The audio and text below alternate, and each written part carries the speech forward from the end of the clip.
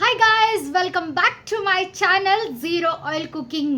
ನಾನು ನಿಮ್ಮನೆ ಹುಡುಗಿ ಜಯಪ್ರದ. ನಮ್ಮ ಮನೆ ಅಡುಗೆ ಮನೆಯಲ್ಲಿದೆ ನಮ್ಮ ಎಲ್ಲ ರೋಗಗಳಿಗೂ ರಾಮಬಾಣ. ನಾವು ಮಾಡೋ ಪ್ರತಿಯೊಂದು ಅಡುಗೆ ನಮ್ಮ ದೇಹದ ಆರೋಗ್ಯ ಸ್ಥಿತಿಯನ್ನು ಸುಧಾರಿಸುತ್ತೆ. ಹಾಗಾದರೆ ನಾನು ನಿಮ್ಮ ಮುಂದೆ ಬರ್ತಾ ಇದ್ದೀನಿ ಪ್ರತಿಯೊಂದು ದಿನ ಎಣ್ಣೆ ಇಲ್ಲದೆ ಯಾವ ರೀತಿ ಅಡುಗೆಗಳನ್ನು ಮಾಡಬೇಕು ಅಂತ ತಿಳ್ಕೊಳ್ಳೋಕ್ಕೆ ನೀವು ನನ್ನ ಚಾನಲ್ನ ಸಬ್ಸ್ಕ್ರೈಬ್ ಮಾಡಿ.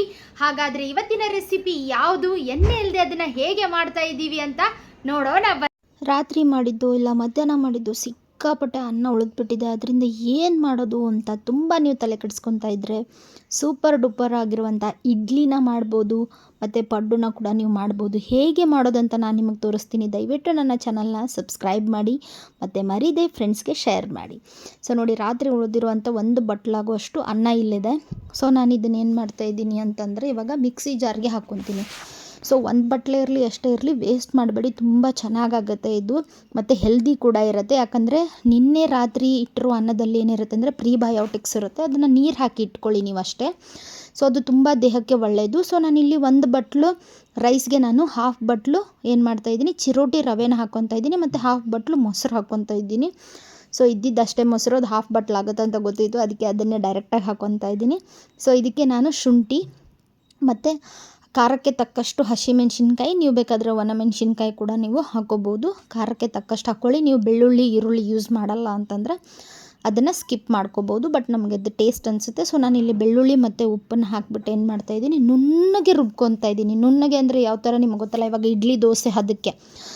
ಸೊ ಆ ಥರ ಇದನ್ನು ಮಾಡ್ಕೋಬೋದು, ಮತ್ತು ತುಂಬ ಕ್ವಿಕ್ಕಾಗೂ ಆಗುತ್ತೆ. ಈವ್ನಿಂಗ್ ಸ್ನ್ಯಾಕ್ಸ್ಗೆ ಕೂಡ ಸೂಪರ್ ಡೂಪರ್ ಆಗಿರುತ್ತೆ. ನೋಡಿ, ಇದನ್ನು ಒಂದು ಬೌಲ್ಗೆ ನಾನಿಲ್ಲಿ ಟ್ರಾನ್ಸ್ಫರ್ ಮಾಡ್ಕೊತಾ ಇದ್ದೀನಿ. ಸ್ವಲ್ಪ ಗಟ್ಟಿ ಇರಬೇಕಿದು, ತುಂಬ ತೆಳುವಾಗಿಬಿಟ್ರೆ ಅಷ್ಟು ಸರಿಯಾಗಲ್ಲ. ಸೊ ಅದಕ್ಕೆ ಗಟ್ಟಿಯಾಗಿ ರುಬ್ಕೊಳ್ಳಿ. ನೀರನ್ನ ಆದಷ್ಟು ಕಡಿಮೆ ಹಾಕ್ಕೊಳ್ಳಿ. ಮೊಸರು ಕೂಡ ನೀವು ಗಟ್ಟಿ ಮೊಸರು ಹಾಕ್ಕೊಂಡಾಗ ಏನು ಪ್ರಾಬ್ಲಮ್ ಆಗೋಲ್ಲ. ಸೊ ಜಾಸ್ತಿ ಗಟ್ಟಿನೂ ಇರಬಾರ್ದು, ಜಾಸ್ತಿ ತೆಳ್ಳಗಿರಬಾರ್ದು, ಸೇಮ್ ಇಡ್ಲಿ ಕನ್ಸಿಸ್ಟೆನ್ಸಿಗೆ ಇರಬೇಕು. ಆಮೇಲೆ ನಾನು ಇಲ್ಲಿ ಈನೋ ಹಾಕಿಬಿಟ್ಟು ಅದನ್ನು ಏನು ಮಾಡ್ತಾಯಿದ್ದೀನಿ, ಈನೋ ಪವರ್ ಹೋಗೋಕ್ಕಿಂತ ಮುಂಚೆನೇ ಚೆನ್ನಾಗಿ ಮಿಕ್ಸ್ ಮಾಡ್ಕೊತಾ ಇದ್ದೀನಿ. ಸೊ ಇದಕ್ಕೆ ನಾನು ಫ್ರಿಜ್ಜಲ್ಲಿರೋ ಎಲ್ಲ ತರಕಾರಿಗಳನ್ನ ಯೂಸ್ ಮಾಡ್ತಾಯಿದ್ದೀನಿ. ಸೋರೆಕಾಯಿನ ತುರಿದ್ಬಿಟ್ಟು ಹಾಕ್ಕೊತಾ ಇದ್ದೀನಿ. ಅದ್ರ ಜೊತೆಗೆ ನಾನಿಲ್ಲಿ ನವಿಲುಕೋಸು ಹಾಕ್ಕೊಂಡೆ. ಆಮೇಲೆ ನೋಡಿ, ಇಲ್ಲಿ ಕ್ಯಾರೆಟ್ನ ಹಾಕ್ಕೊತಾ ಇದ್ದೀನಿ. ನೀವು ನಿಮಗೆ ಇಷ್ಟ ಬರೋ ತರಕಾರಿಗಳನ್ನು ಕೂಡ ಹಾಕ್ಕೋಬೋದು. ಸೊ ಇವಾಗೆಲ್ಲ ತರಕಾರಿ ಯೂಸ್ ಮಾಡಿ ಸ್ವಲ್ಪ ಸ್ವಲ್ಪ ತರಕಾರಿಗಳು ಉಳಿದಿರುತ್ತಲ್ಲ, ಅವಾಗ ಈ ಥರ ಮಾಡಿಕೊಂಡ್ರೆ ಚೆನ್ನಾಗಿರುತ್ತೆ, ಬಿಕಾಸ್ ಎಲ್ಲ ತರಕಾರಿನೂ ತಿಂದಂಗಾಗುತ್ತೆ. So beetroot ಹಾಕ್ಕೊಂಡೆ. ಇಲ್ಲಿ ನೋಡಿ, ನುಗ್ಗೆ ಸೊಪ್ಪನ್ನು ಕೂಡ ನಾನಿಲ್ಲಿ ಆ್ಯಡ್ ಮಾಡ್ಕೊತಾ ಇದ್ದೀನಿ. ಸೊ ನಾನು ನುಗ್ಗೆ ಸೊಪ್ಪು ಈ ಥರ ಕೆಲವೊಂದು ಐಟಮ್ಸ್ಗಳನ್ನ ನಾವು ಮನೆಯಲ್ಲಿ ಜಾಸ್ತಿ ಯೂಸ್ ಮಾಡ್ತೀವಿ, ಸ್ಪೆಷಲಿ ಸೀಸನ್ ಟೈಮ್ಸ್ಗಳಲ್ಲಿ. ಸೊ ಅದು ಆ ಟೈಮಿಗೆ ಆ ದೇಹಕ್ಕೆ ಬೇಕಾಗಿರುವಂಥ ಆರೋಗ್ಯ ಪರಿಸ್ಥಿತಿಯನ್ನು ನಮಗೆ ಕೊಡೋದ್ರಿಂದ ಇಮ್ಯೂನ್ ಸಿಸ್ಟಮ್ ಕೂಡ ಚೆನ್ನಾಗಿರುತ್ತೆ. ಸೊ ಇದನ್ನು ಚೆನ್ನಾಗಿ ಮಿಕ್ಸ್ ಮಾಡಿಕೊಂಡೆ. ಎಷ್ಟು ಇದನ್ನಾಗುತ್ತೋ ಅಷ್ಟು ನೀಟಾಗಿ ಮಿಕ್ಸ್ ಮಾಡ್ಕೊಳ್ಳಿ. ಸೊ ಫಸ್ಟಿಗೆ ನೀವೇನು ಮಾಡ್ಕೋಬೇಕಂದ್ರೆ, ಚೆನ್ನಾಗಿ ಮಿಕ್ಸ್ ಮಾಡ್ಕೊಂಡಾಗ ಇಲ್ಲಿ ನೋಡಿ, ಸೋರೆಕಾಯಿ, ಬೀಟ್ರೂಟ್ ಆಗಿರ್ಬೋದು, ಇವೆಲ್ಲ ನೀರಿನ ಅಂಶ ಇರುವಂಥ ತಿಂಗಳು. ಸೊ ಅದಕ್ಕೆ ಏನಾಗುತ್ತೆ ಅಂದರೆ ಸ್ವಲ್ಪ ನೀರು ಬಿಡೋಕ್ಕೆ ಸ್ಟಾರ್ಟ್ ಆಗುತ್ತೆ. ಅದಕ್ಕೆ ನೋಡ್ಕೊಂಬಿಟ್ಟು ಫಸ್ಟಿಗೆ ಗಟ್ಟಿ ಮಾಡ್ಕೊಳ್ಳಿ. ಆಮೇಲೆ ಈ ಸೋರೆಕಾಯಿ ಎಲ್ಲ ಹಾಕಿದಾಗ ಅದೇನಾಗುತ್ತೆ, ಕರೆಕ್ಟಾಗಿ ಇಡ್ಲಿ ಹದಕ್ಕೆ ಬರುತ್ತೆ. ಸೊ ನೋಡಿ, ಈ ಥರ ತುಂಬ ಗಟ್ಟಿನೂ ಅಲ್ಲ, ತುಂಬ ತೆಳುವೂ ಅಲ್ಲ, ಆ ಥರ ಬಂದಿದೆ. ಇದನ್ನು ನಾನು ಇವಾಗ ಏನು ಮಾಡ್ತಾಯಿದ್ದೀನಿ ಅಂದರೆ ಇಡ್ಲಿ ಪಾತ್ರೆಗೆ ಟ್ರಾನ್ಸ್ಫರ್ ಮಾಡ್ಕೊತಾ ಇದ್ದೀನಿ. ನೋಡಿ, ಇಡ್ಲಿ ಪಾತ್ರೆಗೆ ಯಾವುದೇ ರೀತಿ ಎಣ್ಣೆ ತುಪ್ಪನ ನಾನಿಲ್ಲಿ ಹಾಕಿಲ್ಲ. ಸೊ ಇದನ್ನು ಬೇಯಿಸ್ಕೊತೀವಿ. ಇವತ್ತು ಮಾಡಿರೋ ಈ ಅಡುಗೆಯಲ್ಲಿ ನಮಗೆ ಏನೇನು ವಿಟಮಿನ್ಸ್ಗಳು ಅಥವಾ ಬೆನಿಫಿಟ್ಸ್ ಇದೆ ಅನ್ನೋದು ಹೇಳ್ತೀನಿ. ಫಸ್ಟ್ ಬಂದುಬಿಟ್ಟು ಲೆಫ್ಟ್ ಓವರ್ ರೈಸು ಮತ್ತು ಮಿಕ್ಸ್ಡ್ ವೆಜಿಟೇಬಲಿಂದ ಮಾಡೋದ್ರಿಂದ ಏನಾಗುತ್ತೆ, ಇದು ನಮಗೆ ಫೈಬರ್ ಜಾಸ್ತಿ ಇರುತ್ತೆ, ಪ್ಲಸ್ ಡೈಜೆಷನ್ ಮತ್ತು ಬೋವಲ್ ಮೂಮೆಂಟ್ಗೆ ತುಂಬ ಇಂಪಾರ್ಟೆಂಟ್. ಯಾಕಂದರೆ ಲೆಫ್ಟ್ ಓವರ್ ರೈಸಲ್ಲಿ ಪ್ರೀಬಯೋಟಿಕ್ ಜಾಸ್ತಿ ಇರುತ್ತೆ, ಅದನ್ನು ನೀರಲ್ಲಿ ಹಾಕಿ ಇಟ್ಟಾಗ ಮಾತ್ರ. ಸೊ ವೆಜಿಟೇಬಲ್ಸ್ ಎಲ್ಲನೂ ಆ್ಯಂಟಿ ಆಕ್ಸಿಡೆಂಟ್ ಕೊಡುತ್ತೆ, ಸೆಲ್ಸ್ಗಳನ್ನ ಡ್ಯಾಮೇಜ್ ಮಾಡೋದನ್ನ ಕಡಿಮೆ ಮಾಡುತ್ತೆ, ಪ್ಲಸ್ ಇದು ಆಯಿಲ್ ಫ್ರೀ ಆಗಿರೋದ್ರಿಂದ ಕ್ಯಾಲರಿ ಕೂಡ ತುಂಬ ಕಡಿಮೆ ಇರುತ್ತೆ. ವೇಟ್ ಮ್ಯಾನೇಜ್ಮೆಂಟ್ಗಾಗಿರ್ಬೋದು, ವೇಟ್ ಲಾಸ್ಗೆ ಇದು ತುಂಬಾ ನಮಗೆ ಸಪೋರ್ಟ್ ಮಾಡುತ್ತೆ.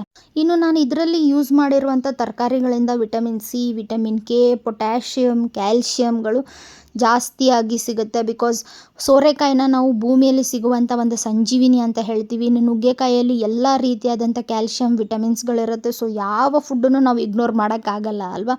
ಆಮೇಲೆ ಬೀಟ್ರೂಟ್ ಯೂಸ್ ಮಾಡಿದ್ದೀನಿ, ಅದರದ್ದೇ ಆದಂಥ ಡಿಫ್ರೆಂಟ್ ಪ್ರತಿಯೊಂದು ಪ್ರಾಡಕ್ಟದ್ದು ಒಂದೊಂದು ನ್ಯೂಟ್ರಿಷನ್ ಇರುತ್ತೆ. ಸೊ ಅದೇ ಹೇಳಿದ್ನಲ್ಲ, ನಮ್ಮ ಮನೆಯ ಅಡುಗೆ ಮನೆಯಲ್ಲಿ ಏನಿದೆ, ಎಲ್ಲ ರೋಗಗಳಿಗೂ ರಾಮಬಾಣ ಇದೆ, ಔಷಧಿ ಇದೆ. ಬಟ್ ಅದನ್ನು ಯಾವ ರೀತಿ, ಯಾವ ಟೈಮಲ್ಲಿ, ಎಷ್ಟು ಕ್ವಾಂಟಿಟಿಯಲ್ಲಿ ಮಾಡ್ಕೊತೀವಿ ಅನ್ನೋದು ಮಾತ್ರನೇ ಇಂಪಾರ್ಟೆಂಟ್ ಆಗುತ್ತೆ. ಸೊ ನೋಡಿ, ಈ ಥರ ಬಂದಮೇಲೆ ಇದು ಕಲರ್ ಯಾಕೆ ಈ ಥರ ಬಂತಂತ ನಿಜವಾಗ್ಲೂ ನನಗೆ ಗೊತ್ತಿಲ್ಲ. ಮೇ ಬಿ ಎಲ್ಲ ತರಕಾರಿಗಳ ಕಲರ್ ಮಿಕ್ಸ್ ಆಗಿ ಈ ಥರ ಬಂದಿದೆ ಅನಿಸುತ್ತೆ. ಬಟ್ ಸಖತ್ ಟೇಸ್ಟಿ ಆಗಿರುತ್ತೆ, ನೀವು ಕೂಡ ಟ್ರೈ ಮಾಡಿ. ಆಮೇಲೆ ಮಕ್ಕಳಿಗೆ ಡೈಲಿ ಡಿಫ್ರೆಂಟ್ ಆಗಿರೋ ಐಟಮ್ಸ್ಗಳು ಎಲ್ಲ ತರಕಾರಿಗಳನ್ನು ಹಾಕಿ ಮಾಡೋ ಅಡುಗೆಯಲ್ಲೇ ಸ್ವಲ್ಪ ಚೇಂಜಸ್ಗಳನ್ನ ಮಾಡಿಕೊಟ್ಟಾಗ ಅವಕ್ಕೂ ಖುಷಿ ಆಗುತ್ತೆ ಅಲ್ವಾ.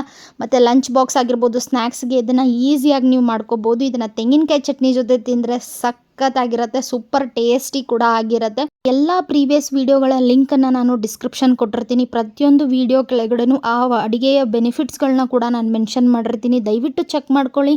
Thank you so much for watching. ನಾಳೆ ಮತ್ತೊಂದು ಹೆಲ್ದಿ ರೆಸಿಪಿಯೊಂದಿಗೆ ನಿಮ್ಮ ಭೇಟಿ. ಅಲ್ಲಿವರೆಗೂ take care, bye, love you all.